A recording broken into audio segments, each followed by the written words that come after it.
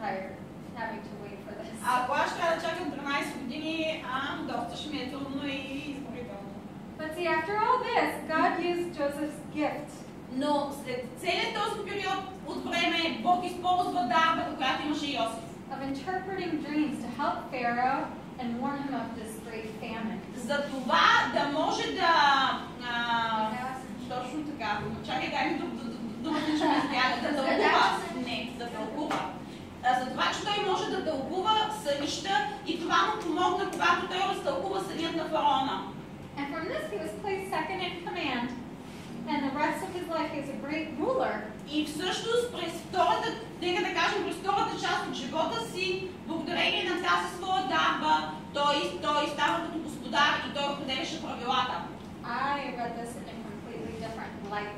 И това, и четенето на тази история ми помогна да видя нещата в съвсем различна светлина.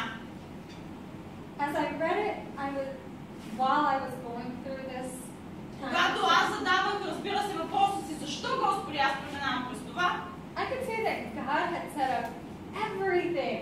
аз можем да видя, че Бог наистина нареждаше нещата да се случват. Even the hardship Joseph had to go through. Дори както беше при Йосиф, той премина през много трудности. To fulfill this great and wonderful purpose. За да може в крайна сметка той да изпълни тази голяма цел или задача, която Бог имаше за него. I was so humbled by reading this. И когато четох това, аз наистина се почувствах много смирена. I had a new perspective on how to follow God in trying times. Че това е една нова перспектива, нов начин, по който аз гледам на начина, по който Бог ме води. I didn't know what God's plan was for me